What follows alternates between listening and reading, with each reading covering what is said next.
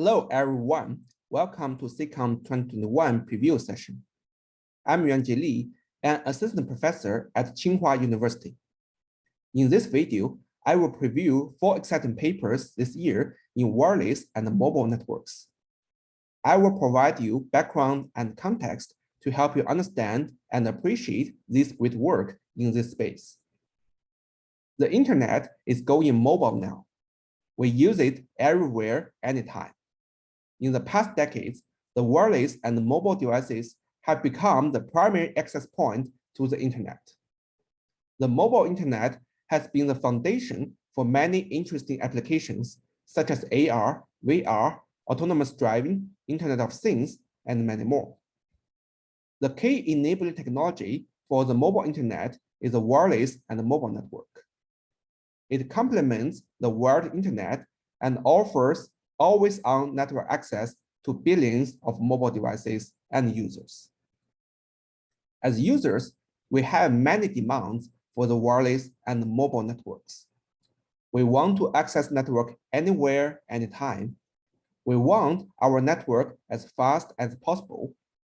We want our network is always on and reliable, and we want the network use as little battery as possible. Of course, we cannot achieve all of them simultaneously in reality, and sometimes we have to make some trade-offs. How to balance these demands depends on the specific usage scenarios. To this end, in the past decades, we have seen many different wireless and mobile network designs for heterogeneous user demands. Based on the user scenarios, we can roughly classify them into 3 categories. The first category targets for the indoor or personal data transfer in local areas, such as Wi-Fi, Bluetooth, near-field communications, and ZigBee. The second category targets for the outdoor wide area mobile broadband access. The most popular technology is the cellular network, such as 4G and 5G. The last category aims for the wide area low-power IoT, such as LoRa, Sigfox, NB-IoT, and LTE-M. In this SIGCOMM session, we will see papers that cover all these categories. In the following, I will provide you some necessary background of these designs to help you understand and appreciate these papers. Let's first look at the indoor wireless and mobile networks. Perhaps the most popular technology we use every day is Wi-Fi. Wi-Fi aims to provide broadband indoor wireless local area network. It is based on IEEE 802.11 family of standards, and it has 2 modes. In the infrastructure mode, all devices on a wireless network communicate with each other through an access point or wireless router. In the ad hoc mode, devices can communicate with each other directly without requiring a wireless router. Since Wi-Fi aims for high-speed broadband wireless access, its frequency bands are relatively high for more bandwidth. In the past 2 decades, we have seen Wi-Fi has evolved from 11A to the latest 11AX, or Wi-Fi 6. Its frequency band has increased from 2.4 GHz to 20 GHz or even above. On the other hand, high-frequency bands have relatively high absorption. Many obstructions, such as walls, can greatly reduce the Wi-Fi range. That's why the radio coverage of each Wi-Fi access point is usually no more than 20 meters. Another indoor wireless network we use every day is Bluetooth. It targets for low-speed, low-power personal data transfer at short ranges. Similar to Wi-Fi, Bluetooth also operates at 2.4 GHz frequency band. But different from Wi-Fi, Bluetooth is intended for portable equipment such as wireless mouses, headset, and other IoT devices. These IoT devices usually do not need very fast data transfer, but they are highly battery constrained. To save energy, the latest Bluetooth has adopted deep sleep mode, but at the cost of slower data transfer. Both Wi-Fi and Bluetooth are mainly used for indoor wireless communications. For outdoor internet access, the most popular choice is the cellular network, such as 4G LTE and 5G. Today, 4G and 5G cellular networks are the largest wireless infrastructure that provides wide area mobile broadband access. The cellular network consists of the radio access network and the core network. The radio access network adopts a lot of radio base stations to cover different geographic areas. The core network connects the radio access network to the internet. As the user moves and leaves the current base station's wireless coverage, it will be seamlessly migrated to a nearby base station to continue its internet access. This is called handoff. Cellular network adopts diverse licensed frequency bands for outdoor wireless access. The 60 MHz to sub-6 GHz frequency band are mainly used for wide carrier coverage, usually at tens of miles. The high frequency band provides more bandwidth, but can only be operated in smaller areas. These bands complement with each other to provide wide area access and broadband services simultaneously. Besides broadband access, there's another urgent demand for the outdoor wireless mobile network. In the last few years, we have seen a boom in the outdoor IoT devices, with many applications such as autonomous driving, fleet management, remote medical care, to name a few. These applications operate in wide areas, so they cannot be served by traditional local IoT communications such as Bluetooth or Zigbee. The traditional cellular network is not a good choice either because it is power hungry for these battery-constrained IoT devices. To this end, in recent years, the industry has developed many outdoor wireless networks for IoT, such as LoRa, SIGFOX, mmWave, and LTE-M. Similar to cellular networks, these outdoor IoT networks adopt 700 to 900 MHz medium frequency bands. To save energy, they adopt deep sleep modes and sparse data transfer to ensure up to 10-year battery life.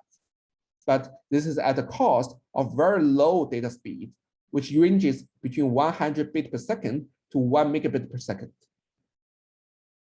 So far, we have seen many different wireless and mobile networks.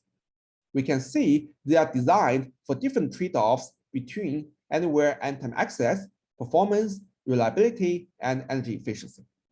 But are they really completely different? It turns out that these wireless and mobile networks are converging in two aspects. First, if we look at their underlying physical radio, they are using very similar technologies. For example, for the indoor networks, both Wi-Fi and Bluetooth are using 2.4 GHz frequency bands. If you look at outdoor 5G and indoor Wi-Fi, we will see that they are using similar mmWave, beamforming, MIMO, and other physical layer technologies. And then, if you look at the cellular network and mmWave, we'll see that they are using very similar network architecture. This is for individual network. Then, between different networks, recently, there are efforts to let them communicate with each other directly or even unify them into one region. It is motivated by the demand that we want to combine different networks to complement with each other in terms of coverage, performance, and reliability. And we want to simplify the heterogeneous radio hardware so that we can achieve a more lightweight mobile devices. This session has papers that cover both aspects. We'll see papers that explore new wireless spectrum, new antenna, and new signal processing techniques. These efforts advance the foundations of wireless and mobile networks and can be applied to different designs as we have seen before. We will also see papers that seek to unify different designs through cross-technology communication.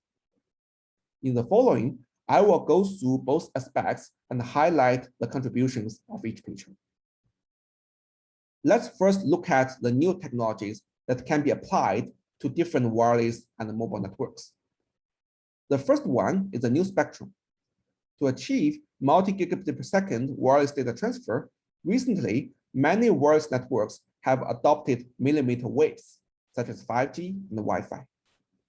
the millimeter waves operate at 24 GHz or even higher frequency bands.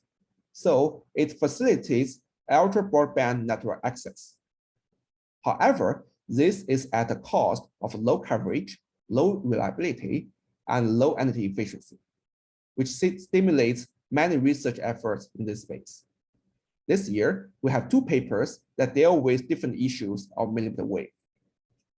The first paper focuses on the low power millimeter wave network.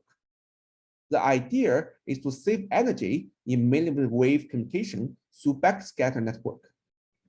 In the backscatter network, the end device piggybacks their data on the radio frequency signals of other devices, rather than generating or transmitting their own signals.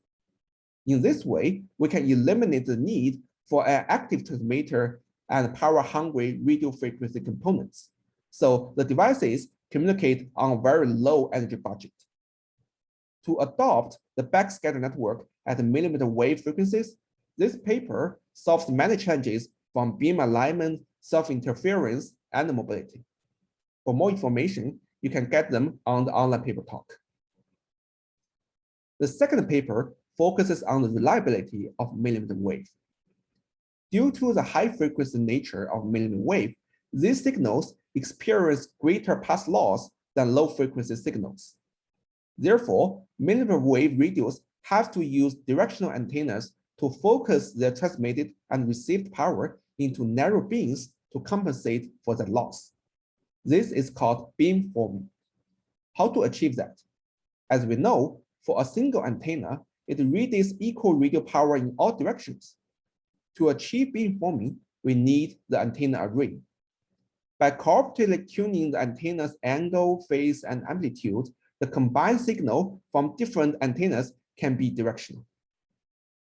Different from the omnidirectional antenna, communication between two millimeter wave nodes is only possible when their beams are well aligned. Aligning the beams is relatively easy in static scenarios, but it's very hard if the user moves. In the mobility case, the millimeter wave beam has to be realigned frequently, and it will suffer from frequent outages due to blockage and user mobility. To solve these reliability problems, this paper proposes multi-beam forming and user tracking to handle environmental vulnerabilities. Multi-beam links exploit the multipath diversity, so they are resilient to the occasional blockages compared to a single beam system. This paper creates constructive multi-beam patterns and optimizes their angle, phase, and amplitude to maximize the signal strength at the receiver. You can learn more details from paper talk. The next new technology that this session covers is the interference cancellation, which has been used in both full duplex radio in Wi-Fi and 5G and long-range IoT transmission. Interference cancellation allows us to transmit multiple radio signals or packets on the same physical channel or frequency band. This would improve the spectral efficiency and bandwidth. Usually, simultaneous signal or data transmission on the same channel cause interference or packet collisions, which will lower the reliability of wireless network. But with carefully designed signal processing algorithms, it is possible to cancel out the interference from other transmissions and decode the signals correctly. This year, we have a paper on the interference cancellation for the long-range IoT or LoRa. It offers a new demodulation scheme that enables decoding of multiple cladding packets from commodity off-the-shelf LoRa devices. This demodulation technique leverages chirp spectrum to enable long-distance communication and provide immunity against interference from other transmissions. For more details, please attend the paper talk. So far, we focus on the individual wireless and mobile network. How about the interoperability between them? Can we combine them to provide better coverage or performance? Can we even let different wireless networks talk to each other directly? If we can do that, we could break the boundaries between heterogeneous radio technologies and facilitate their convergence. We can also greatly simplify the device hardware so that we can use one radio to access all different networks. This year, we have a paper that seeks to solve these problems between Bluetooth and Wi-Fi. it provides a cross-technology communication so that we can run Bluetooth over Wi-Fi network. Such cross-technology communication is possible because both Bluetooth and Wi-Fi share the 2.4 GHz frequency band. The main contribution of this work is to transmit Bluetooth packets on the commercial off-the-shelf Wi-Fi without modifying the hardware. To achieve this, the core idea is to reverse the Wi-Fi signal processing so that we can make Wi-Fi packets decodable by the unmodified Bluetooth devices. You can find more interesting tricks to achieve this from the online talk. In summary, there are many interesting problems in the wireless and the mobile networks. I hope you will enjoy the paper talks, ask questions during the sessions, and find more exciting problems to work on in this space. Thank you very much.